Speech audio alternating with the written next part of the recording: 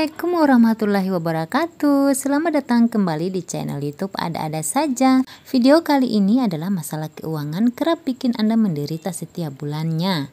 Benarkah demikian? Untuk lebih jelasnya, tonton video ini sampai habis agar dapat menghindari hal-hal yang membuat Anda menderita karena masalah uang.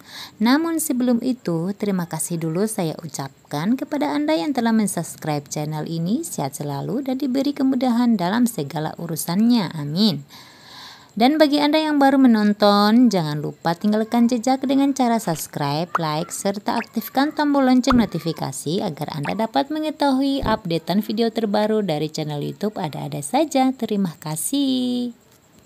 Oke sahabat YouTube, kita lanjut ke pembahasannya. Punya gaji atau penghasilan cukup, tapi selalu cuma numpang lewat, kondisi ini bisa menimbulkan masalah setiap bulan. Entah kemana larinya itu duit, kamu tidak menyadarinya karena tak pernah membuat catatan keuangan rutin. Tak punya rencana keuangan jelas, apalagi mengaturnya. Untuk pengeluaran kebutuhan sehari-hari, membayar utang, hiburan, sesuka hati saja. Tidak ada persentase atau besaran khusus. Alhasil, belum tanggal gajian, duit sudah habis. Masalah keuangan pun tak terhindarkan, selalu menghantui setiap bulan. Ada beberapa masalah keuangan yang bisa membuat hidupmu sengsara. Pertama, bokek di tanggal muda. Tanggal gajian pekerja di Indonesia berbeda-beda. Ada yang tanggal 26, 30, 31 atau tepat di tanggal 1. Habis menerima gaji, kebanyakan orang tidak mengontrol pengeluaran. Biasanya belanja berlebihan alias tanpa perhitungan. Tanpa sadar, belum ada seminggu gaji sebulan tinggal sedikit. Padahal tidak ada alokasi anggaran untuk dana darurat dan investasi. Dihitung-hitung, gaji tak bakal cukup buat belanja hidup sebulan. Artinya, masih tanggal muda tetapi serasa tanggal tua. Kamu mulai kelimpungan. Solusi aman adalah diet ketat, berhemat mati-matian supaya kebutuhan utama tetap terpenuhi, seperti makan, ongkos transportasi ke kantor, beli token listrik. Padahal kalau mengatur keuangan dengan baik, kamu tak akan bernasib malang seperti ini. Mungkin kamu tak akan mengalami hal yang namanya tanggal tua, sebab biaya pengeluaran aman terkendali. Tetap bisa makan enak, menikmati hiburan meski sebulan sekali. Tak khawatir listrik mati gara-gara token habis, atau tak perlu berjalan kaki demi menghemat biaya transportasi. 2. Tak punya dana darurat, terpaksa utang saat kondisi gawat. Akibat mementingkan keinginan, dana darurat dilupakan. Itu karena terlalu menggampangkan, belum tentu sakit dalam sebulan, atau tenang, kalau sakit ada BPJS atau asuransi.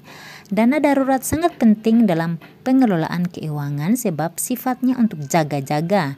Bila ada kebutuhan mendesak seperti sakit, kecelakaan, kena PHK dan sebagainya. Kalau tiba-tiba hal itu terjadi sementara kamu tidak punya dana darurat, sepersen pun mau tidak mau harus meminjam uang agar bisa membiayainya. Konsekuensinya, utang wajib dibayar. Utang ini akan menjadi beban keuangan setiap bulan. Beban bertambah jika ternyata ini bukan pinjaman pertamamu. Sebelumnya kamu sudah punya utang, kemudian mengajukan utang baru lagi. Akibatnya utang semakin menggunung dan berpotensi gagal bayar. Oleh karenanya penting menyisihkan dana darurat sedari dini.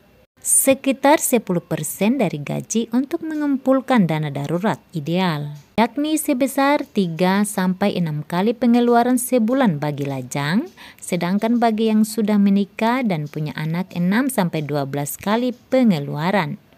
3. Selalu menarik tabungan. Tabungan sifatnya untuk masa depan atau mewujudkan tujuan keuanganmu, seharusnya tidak dipakai sesuka hati. Tetapi memiliki simpanan di tabungan sangat mudah dicairkan atau ditarik. Inilah yang kerap jadi godaan. kurang uang saat belanja, gesek kartu debit atau ambil uang di ATM untuk membayar. Saldo di tabungan otomatis berkurang dan ini berlangsung terus-menerus menjadi sebuah kebiasaan tidak hanya 1 atau 2 kali.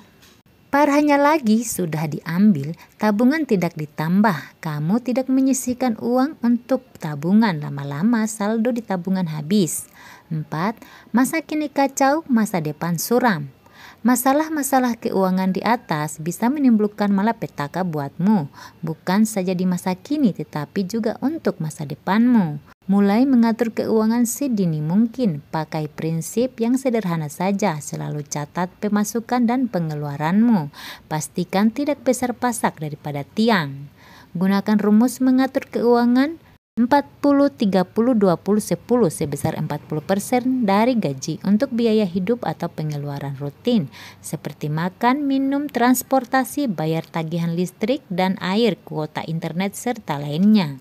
Sebesar 30% dialokasikan untuk membayar cicilan utang seperti kredit rumah, kredit kendaraan, pinjaman online, kartu kredit atau utang lainnya. Sebesar 20% untuk masa depan seperti investasi, tabungan atau dana darurat. Sisanya 10% untuk amal atau kebaikan. Selain itu, lakukan evaluasi keuangan agar kamu tahu apakah ada pengeluaran yang tidak sejalan dengan rencana awal.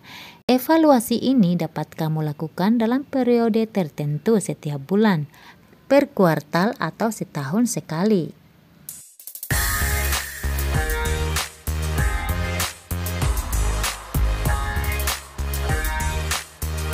Demikian pembahasan tentang masalah keuangan kerap bikin Anda menderita setiap bulannya.